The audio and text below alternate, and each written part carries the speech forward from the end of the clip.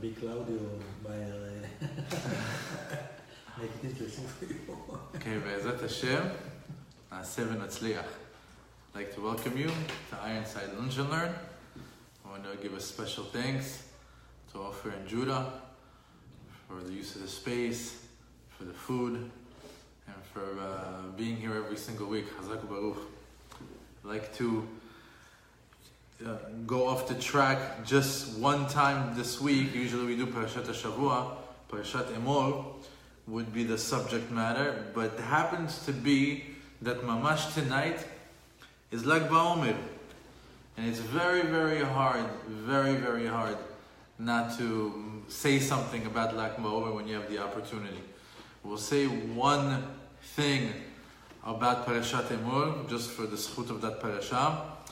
The parasha talks about a lot of different things, but at the end it talks about two individuals, the man that cursed God, which we spoke about last year in a lesson, if you recall. And then there was the one Jew, a Mekoshesh, that violated Shabbat by collecting trees. Who was HaMekoshesh? It was Tzlofchad, the father from the tribe of Menashe. And later on we remember that the Bnot Tzlofchad were the girls that were part of the tribe that didn't have any men. There was no one to claim the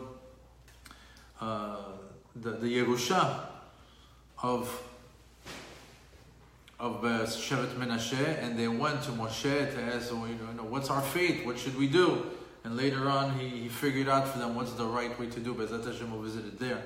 But it's very interesting to find out that Tzlofchad actually did not do it on purpose. Tzlofchad was a tzaddik. The reason why he went ahead and violated Shabbat is in order to show the Jewish people what was the result when you violate Shabbat. He did almost like a self-sacrifice. He was like the scapegoat in order to do it. He was a big tzaddik.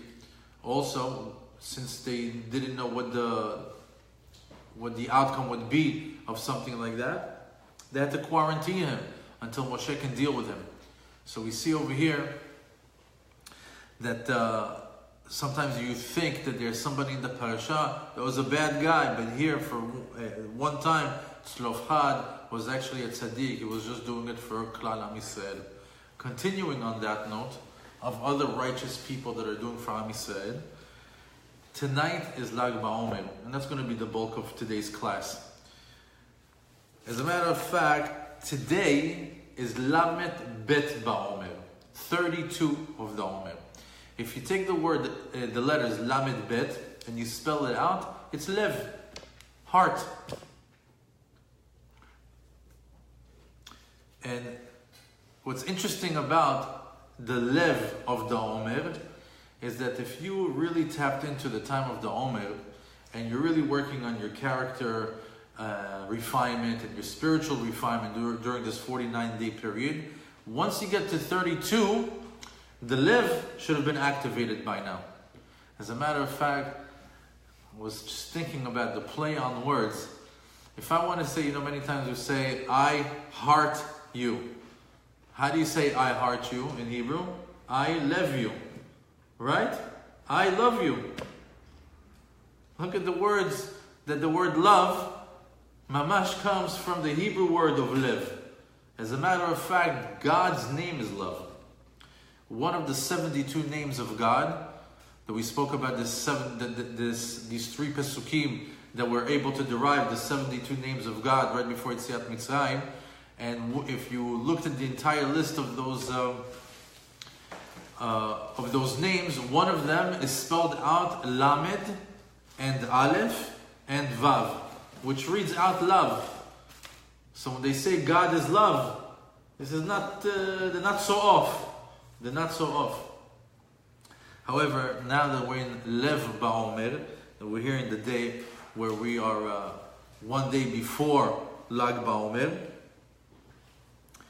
we have to understand a little bit about this day in history and about the rabbi that is connected to it, Rabbi Shimon Bar Yochai, זכותו תגן עלינו, אמן. Lag Baomer is typically celebrated as the Hilula of the Tanaic Rabbi Rabbi Shimon Bar Yochai, otherwise also known as Rashbi. It also marks the end of the death of Rabbi Akiva's 24,000 students. And if you calculate 24,000 into 33 days, it's roughly 600 to 700 funerals a day. A day. And on this date, it stopped. Rabbi Shimon Bar Yochai is also famously known as one of the 5 students that Rabbi Akiva started his yeshiva over with. Imagine, he lost 24,000, started anew with only 5. One of them is Rabbi Shimon Bar Yochai, and he is the author of the Zohar. This mystical book, this book of the Sod of the Torah, was brought into this world through the channel of Rashbi. He merited to bring the Sod into this world.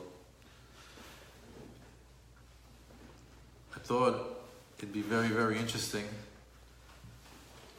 to know the story of how Rabbi Shimon Bar Yochai came into this world.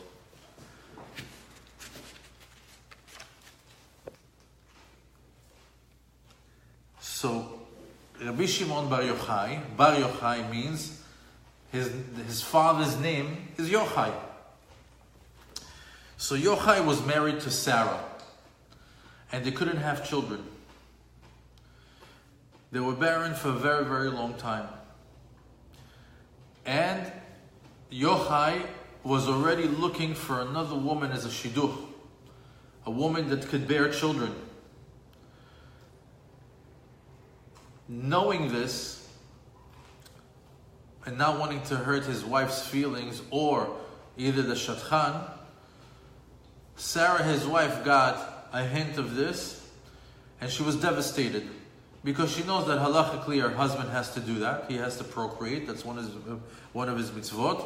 But at the same time, she was very sad, and she began to cry, and she cried a lot, every day and every night. She cried that Hashem hears her prayer and open up the miracle that she needs in order for her to conceive. And both Yochai and Sarah cried a lot and prayed a lot for a child. And it didn't happen. One day, Yochai, the father, had a dream. And in this dream, he's in a forest. And he's walking around this forest, and he sees lots of trees. Lots of trees. Some trees that have fruit, some trees that are barren, some trees that are wilted. And he sees himself in the dream leaning up against a wilted tree. And then comes this great man, and he was holding a vase of water, and he would go around this entire forest and water trees. Some he would give a lot, some he would give very little, and he would notice that after this man poured water onto these trees, some of them would bloom, green would come out, some of them would give fruit. And in the dream, this man, this angel, walks over to Yochai, the father of Rashbi, and he takes out a small little sluchit. It's like a small little holder of a little bit of water, and he puts it on the tree that he's leaning on. And all of a sudden, that wilted tree that he was leaning on became very green, very alive, and it started to give fruit, big, juicy red apples. There were more than any other tree that was around. And he woke up from the dream. When he woke up from this dream, he shared it with his wife, and they said, okay, what do we do when we have a dream? Remember, the way that you interpret it is the way that it comes about. So they went to their rabbi. And who was their rabbi at the time? Rabban Gamliel. I'm sorry, they went to the rabbi Rabbi Akiva. And they told him about the dream. And they said that the way that we interpreted it, we want to see if it's similar to the way that you think it is.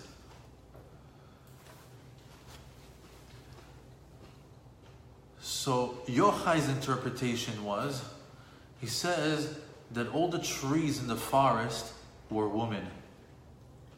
And the one that he was leading on was his. And all the different women in the world, some had children, some had a lot of children, some had little children, some had no children. And the woman that he was with was now blessed to have children. That was the interpretation of the dream. Rabbi Akiva tells him, you're right. That is the interpretation of the dream. But I'm going to add one thing. He says that little canister, little tzluchit that he took out in order to give a little bit of water to the tree, that wasn't water. That was the collection of your wife's tears from all her prayers and from all her requests of God. And that's what merited her to get pregnant. And they were very happy. And not too long after that,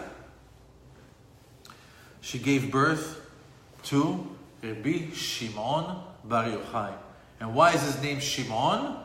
Because Hashem shama et kola. He heard her cries. Very, very interesting on how he was conceived. Furthermore, Rabbi Shimon Bar Yochai, once he grew up and became a huge Torah giant, he's very well known for one thing. For being the author of the Zohar. How did that come about? So I'm going to skim through here and try to tell it over to you. But there's a famous story. It's brought down in the Gemara, in Masechet Shabbat, on the 33rd page. Ironically, Lamed Gimel. And on the second side, it says that there was a time where a few rabbis were sitting together. Their names was Rabbi Yehuda ben Pedat, Rabbi Yossi ben Chalafta, Rabbi Shimon Bar Yochai. And there was another person that sat down with them, was Yehuda ben Gerim. That Yehuda ben Gerim, even though he was a learned man, he wasn't so careful with his tongue. He wasn't so careful with his speech. So when they were starting to talk about that time period of the Romans, because you have to understand this is 50 years after the destruction of the first temple, Rabbi Shimon Bar Yochai started to speak down of the Roman Empire. He started to insult the Roman Empire for their tactics, for their belief. You know, he was a man of truth. He didn't hold back.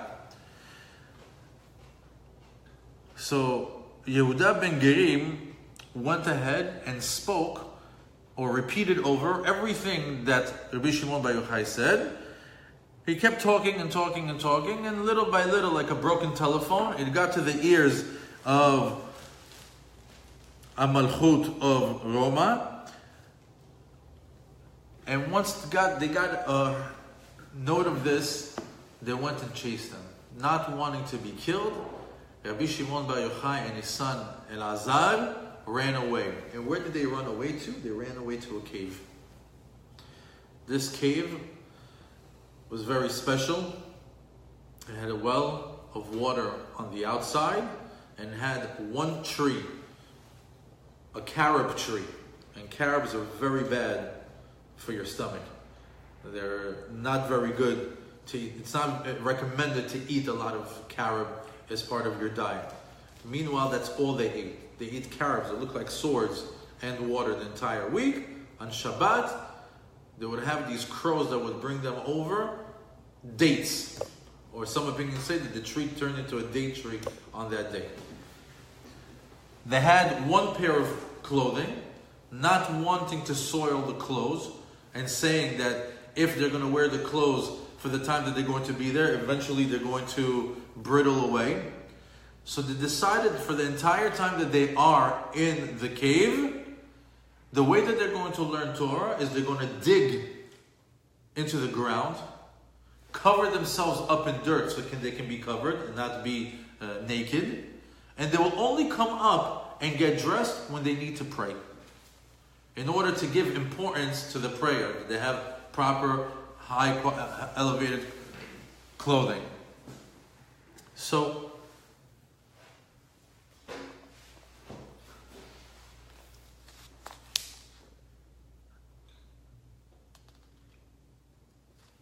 during that time, his body had cuts, had bruises. Later on, when he came out from there, when they saw him, they took him to the mikveh, and they saw all that. They're like, oh, Rabbi Shimon Bar Yochai. Actually, I'll quote it. It says, "Oy li shereiticha bekach." I'm so sorry that you're in this state.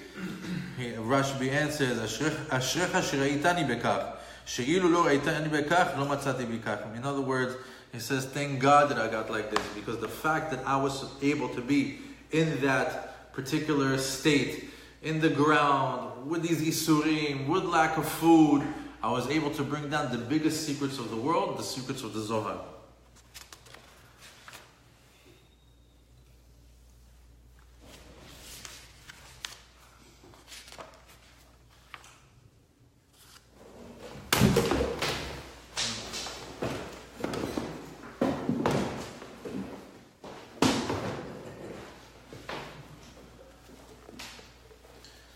So they say that, like Baomer, it's not only the day that he passed away, but it's also the day that he was born. And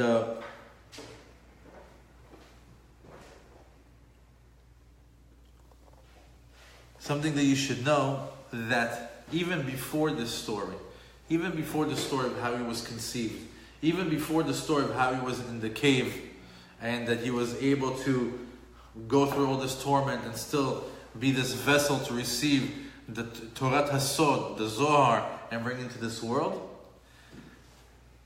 there's more background to his soul because before it even came into this world. For example, we have a pasuk in Tehillim that reads like this: Alita lamarom shavita shevi, לקחת מתנות באדם, ואף סורים לשכון יה אלוהים באדם, ואף סורים לשכון יה אלוהים. Talks about Moshe Rabbeinu, that he went up to the high heavens, lishvot shevi, to capture something precious. So the background to this is also in Masechet Shabbat. And it talks over there on the Daf Pechet Amud Bet. Rabbi Yoshua ben Levi brings the story. He says, by the time that Moshe went up to the heavens, the heavenly angels came to HaKadosh Baruch Hu and says, Ribono shel olam, ma lilod asher benenu, ma lilod isha benenu. He says, what is this human doing amongst us? So God answers to them, lekabel Torah ba. He came to accept the Torah. Amrulo, they told him, this Torah is Hamuda Gnuza, Tesham Me'od Veshivim V'arba Dorot, 974 generations, this Torah is kept here in the heavens and protected. And you're going to give it now to a human? They were jealous. They wanted the Torah to stay in the heavens for them. And this is 974 generations before the earth was created. It was kept in the Shamayim. And he says, and you're going to give it to a human being? So Moshe didn't know what to answer. So HaKadosh Baruch Hu tells him, hold on to my chair and give him an answer. So Moshe gives him an answer.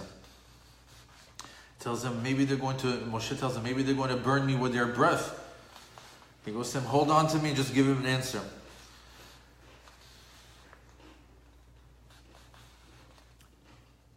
So he tells them, in the Torah it says, Anochi Hashem Elokecha shehotzeticha mitzrayim.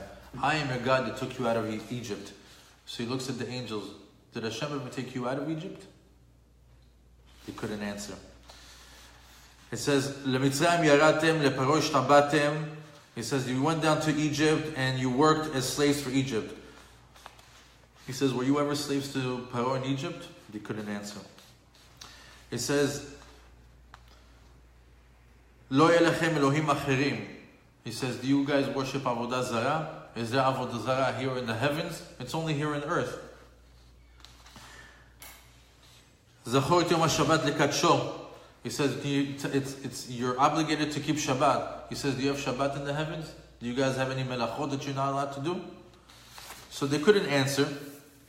It says, they continue, says, Lo tisa masah matan yesh benechem. He says, do you do business honestly? Do you do any business at all? They couldn't answer. It says, Kabed et avicha ve'et imecha. Do you have any father or mother that you have to honor? They couldn't answer.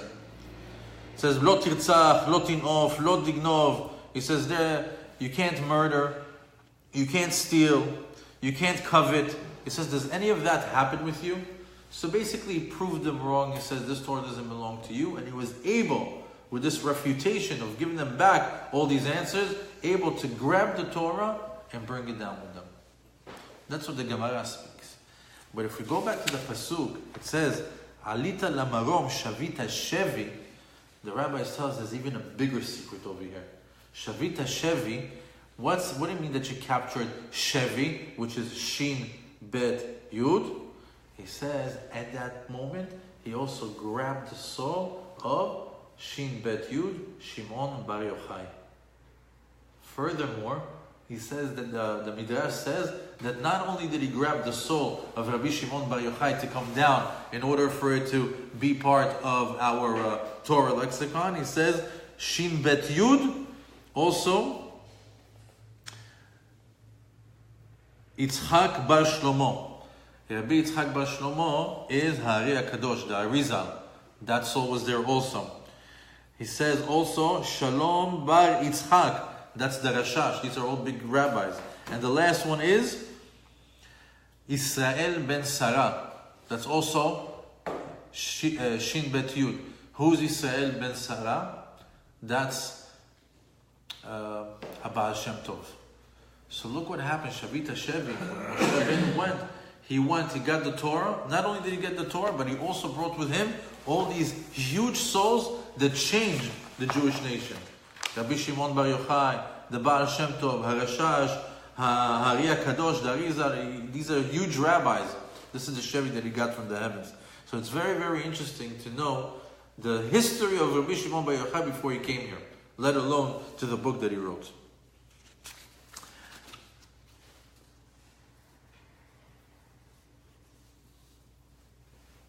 This, the whole Hilulah happens tomorrow, or tonight and tomorrow. If you ever been to Israel, like Baomer, the biggest event that most people do is they go in hordes to Meron. They go to his tziyun, to his gravesite. And it's a big, big celebration. A big celebration. Parties, music, food, big rabbis, religious people, non-religious people. People bring over there their kids to cut their hair. It's a big segula to have your kid on the tziyun of Rabbi Shimon bar Yochai to get his halakeh. So many things going on there on that day, and people over there go and pray and are, especially on that day, wait to save their prayers to pray on that day, because they say anyone who deposits a prayer to Rabbi Shimon bar Yochai, he has someone to rely on. He can rely on that prayer. And many testimonials have been made for people that went to the kever, made a prayer, made a promise, and were answered. There's a famous pasuk that says, Be'et hadachak, somchim al tfilat Rashbi. When you're up against the wall, if you're in a dachak, if you're in a tight situation, rely on the prayer of Rabbi Shimon bar Yochai. It's good to always ask Rabbi Shimon bar Yochai to help you in the heavens to get things done. One of the most popular things that we see is the medura, the big bonfire that we do during Lag Baomer. What's the source for that? What's the source of this bonfire? Why do we do it? So something that was very interesting. It says that when the plague stopped for the 24,000 students of Rabbi Akiva that died, what did they do? They decided to light a candle. But what did they do? They lit a candle for each one that passed away. How many was it? 24,000. So when they put that 24,000 candles together, what happened? A big flame, like it was like one big Ironside candle. Furthermore, they said there's more of a meaning to the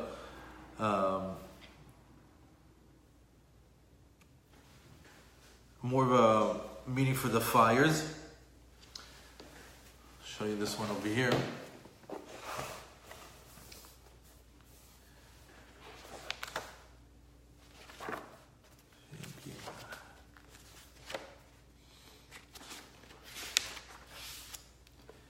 It says,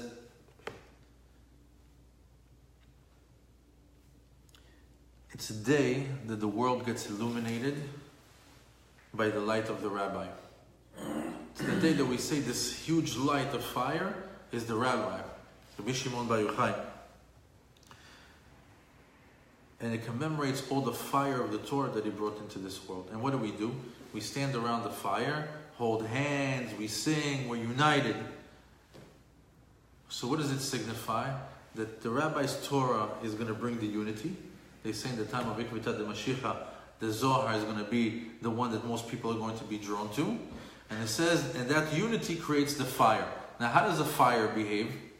A fire, no matter which way you turn it on, always turns up. Take a candle, turn it upside down, the flame goes up. Turn on a fire, the flame always goes up. Why? The fire shows that it always wants to go to the Shamayim. So when we're standing around, we're showing that we have a fire, that we have a desire. What? To be together and to go where? To the Shamayim, to HaKadosh Baruch Hu. Another big significance to the bonfire.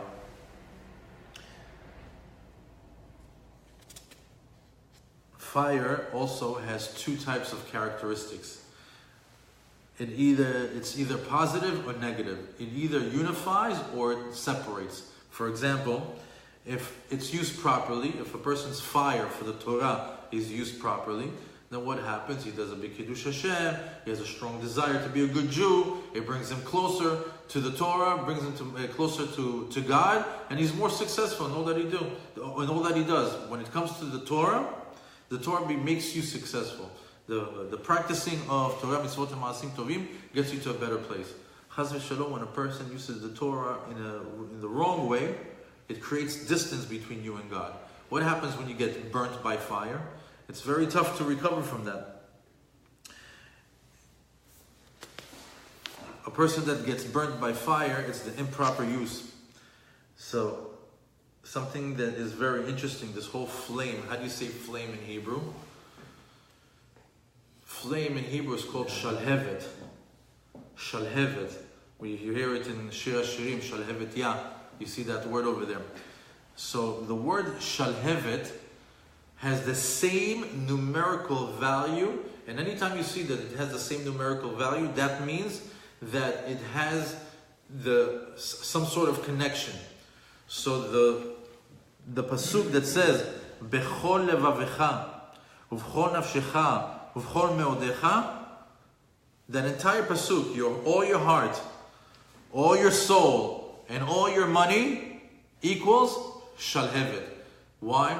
Because that's the fire that you have to have when you're worshiping Hashem. It has to be with all your heart, with all your soul, and even with all your money. Whatever you need to do in order to get close to Hashem. That's what gives that fire the flame. During this time of Lag Baomer, when it's such a huge day that you want to tap into it, it's something very, very unique day. This is a day that if you can find yourself depositing a couple of prayers, you should do it. There's a couple of segulot that I like to mention that a lot of people wait all year in order for them to do it. One is definitely light a candle, but a nice candle for the rabbi, because they say when you light a candle, the rabbi's neshama comes right on top of it. We can't see it, and he looks around the house or looks around the place, and he says, "Who's this person that's illuminating my world?" Because as soon as you light the candle, up in the Shamayim, he gets more illumination in his hall. When he sees that, he says, whoever is illuminating for me, who's ever lighting it up for me, I'm going to light up for them. So it's good to light a candle. Some say to even light 17 candles. Why? How many days are from today till Shavuot? 17. We got to the part where we said today is Lev, 32. 17 is Tov. Lev, Tov. Now that the heart is awake, now that the heart is on fire, now that you got to the point that you're working on yourself and you're ready to move inch closer to Matan Torah, he says you have 17, you have Tov left. So for that to be successful in your journey, turn on 17 candles. It's also a good day to pray for Zivug. The word Hilula is also Chatuna, same gematria. Very, very big day to pray for a Zivug. They say that Rabbi Shimon Bar Yochai himself got married on this day. Also, ask for your kids Zivug, for your siblings. It's a good day to ask for a house if we don't have one. It's good to pray for Parnasah on the 18th of Iyar, because this is the day of Lag Baomer, very interesting. That's the day that the man fell on. The day that the man came down from the heavens was mamash the day of Lag Baomer. Chazak. Okay, Be'ezat Hashem, shenizkeh to be part of this Hilula, to be part of this Segulot of the Tzaddik, and Be'ezat Hashem, we get to merit to have this fire of the Torah inside of us. And Be'ezat Hashem, the Zchut HaTzaddik Hazeh Yamod Aleinu.